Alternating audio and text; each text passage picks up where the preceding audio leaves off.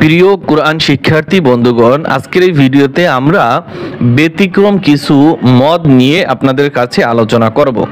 যেমন আমরা যখন সূরা হাশর পড়ি, এই যে হুয়াল্লাহুল্লাযী লা ইলাহা ইল্লা হু, এখানে আমরা যে 10 প্রকার মদ পড়েছি, এটা কিন্তু কোনো প্রকারের ভিতরে পড়ে না। এখন এরকম কিছু বিষয় নিয়ে 6টি বিষয় নিয়ে আমরা আপনাদের কাছে সুন্দরভাবে আলোচনা করার চেষ্টা করব ইনশাআল্লাহ। আমি আশা রাখি ভিডিওটি যারা প্লে করেছেন সবাই সম্পূর্ণ দেখবেন ইনশাআল্লাহ, কারণ এরকম ভিডিও আমরা সচরাচর খুবই কম দিয়ে থাকি।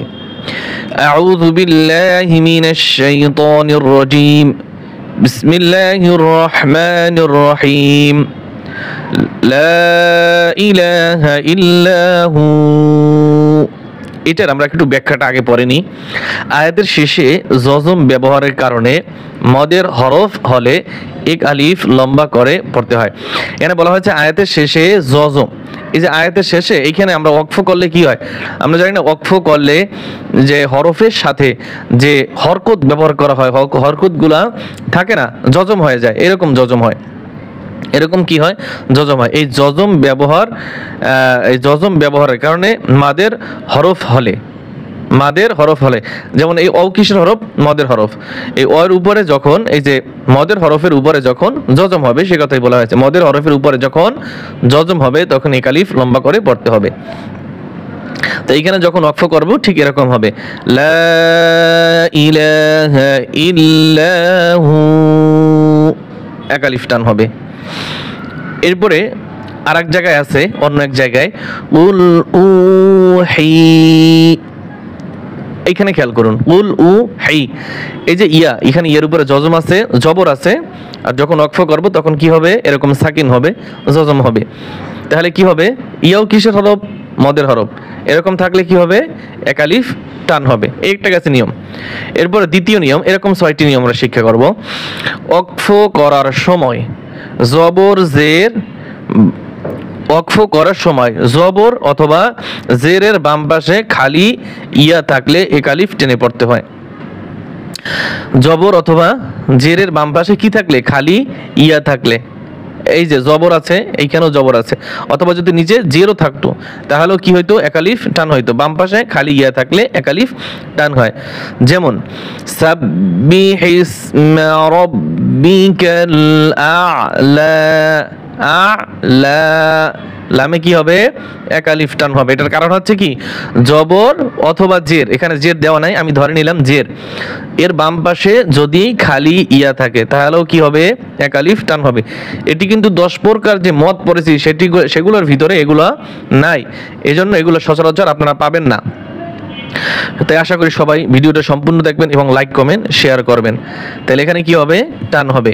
আ'লা সাব্বিহিসমা রাব্বিকাল আ'লা। এরপরে আরেকটা আয়াত হচ্ছে লা ইয়াসলাহা ইল্লাল আশকা, আশকা টান হবে এক আলিফ। ওয়ায়াতাজান্নাবুহাল আশকা টান হবে এক আলিফ। হারুন আখি, আখি, এখানেও কি হবে? টান হবে। এখানে জের আছে, দেখেন, জবর অথবা জের, এগুলো হচ্ছে জবর, জবর, এটা হচ্ছে জের। জেরের বাম পাশে যত জবর অথবা জেরের বাম পাশে যদি খালি ইয়া থাকে সেক্ষেত্রেও কি হবে? এক আলিফ টান হবে। এরপরে তৃতীয় নাম্বার নিয়ম হচ্ছে পেশের বাম পাশে খালি ওয়াও থাকলে, পেশের বাম পাশে খালি ওয়াও থাকলে, আমরা যে মদের হরফ পড়ছিলাম কি পড়ছি? পেশের বাম পাশে জজমালা ওয়াও। এখানে কিন্তু ওভাবে না, পেশের বাম পাশে খালি ওয়াও থাকলে ওয়াকফ করার সময় এক আলিফ লম্বা করে পড়তে হবে। যেমন উলিদ আউ, আইন ওয়াও পেশ আউ, যেভাবে টান দিয়েছি ঠিক সেভাবেই এখানেও কি হবে? টান হবে। আইন ওয়াও পেশ আউ, এভাবে টান হবে। উলিদ আউ ওয়ালা তাকতুলু। এই গেল তৃতীয় নাম্বার নিয়ম। এরপরে চতুর্থ নাম্বার নিয়ম। চতুর্থ নাম্বার নিয়মটা কিন্তু অনেক কঠিন, এটা কিন্তু অনেক হাফেজ সাহেবরা ভুল পড়ছে। একজন হাফেজ সাহেবের সাথে আমার এটা নিয়ে তর্ক বিতর্ক হয়েছিল, সে হুজুরে মারা গিয়েছে, আল্লাহ তাআলা তাকে বেহেশত নসিব করুক। তারপরে সে বুঝতে পারছে আমি এখন বলছি, আনা শব্দ ও আলিফে জাইদাতে ওয়াকফ করলে এক আলিফ টান হয়। যেমন এই যে আনা, এই আনায় কি হয় না? টান হয় না। যেমন এই যে সূরা কাফিরুনের ভিতর আছে না, ওয়ালা আনা আবিদুম মা আবাদতুম, এই আনায় কি হয় না? টান হয় না। এবং এই যে আলিফে জায়দা আছে, এই যে দেখেন আলিফে জায়দা চেনার উপায় হচ্ছে, আলিফের উপরে ছোট্ট একটি কি থাকে? গোল চিহ্ন থাকে। এই যে গোল চিহ্ন দেওয়া আছে, এরকম নিয়ম থাকলে কি হয় না? টান হয় না। কিন্তু যদি ওয়াকফ করে তাহলে টান হবে। কথা বুঝতে পারছেন? ওয়াকফ করলে কি হবে? টান হবে। এটি মাথায় রাখতে হবে। এই আনা, এখানে টান হবে না।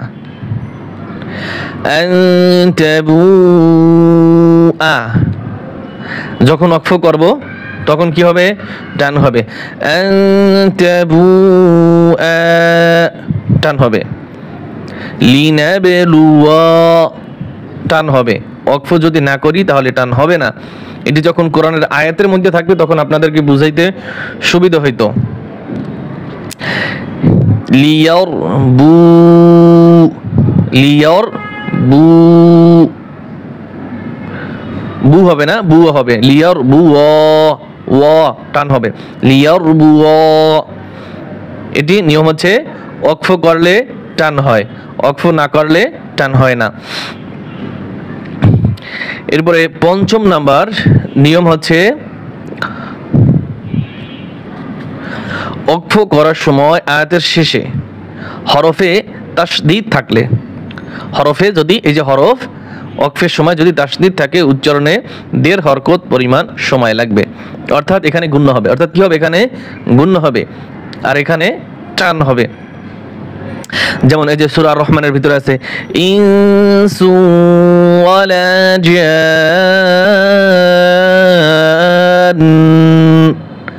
জান, ৪ আলিফ টান হবে। ৪ আলিফ টান দিয়ে নুনের উপরে ১ আলিফ পরিমাণ গুণ্য হবে। আল্লাযী খালাকা ফাসাওয়া, ফাসাওয়া, ওইতে কি হবে? ১ আলিফ টান হবে। এরপরে সূরা লাহাবের ভিতর আছে, লাহাবিউ ওয়া তাব। এখন আপনি যদি এখানে ওয়াতাবে, ওয়াতাবে এরকম বললে হবে না, ওয়াতাব ধরতে হবে। তাসদীদ প্রত্যেকটা, মনে রাখবেন, প্রত্যেকটা তাসদীদ ওয়ালা হরফ ধরে অথবা জমে আদায় করতে হয়, জমে আদায় করতে হয়। এটা হচ্ছে নিয়ম। ওয়াতাব। এরপরে ক্বালা, ক্বালা ফাল হাক, হাক। কারণ আপনি যদি বলেন হাক, হাক, তাহলে কিন্তু হবে না। হাক, ক্বালা ফাল হাক, আযাবুম মুস্তাকির। দেখেন, আপনি ভালো করে শুনেন, মুস্তাকির। এরপরে সব শেষের নিয়ম, ৬ষ্ঠ নাম্বার নিয়ম হচ্ছে, ওয়াকফ করার সময় আয়াতের শেষে, আয়াতের শেষ হরফে জজম থাকলে জজমই পড়তে হবে। আয়াতের শেষে যদি জজম থাকে তাহলে কি হবে? জজম হবে। আর যদি জজম না থাকে, যদি জবর জের পেশ হরকত থাকে, তাহলে কি হয়ে যায়? জজম হয়। আর জজম থাকলে জজমই থাকবে, পরিবর্তন হবে না।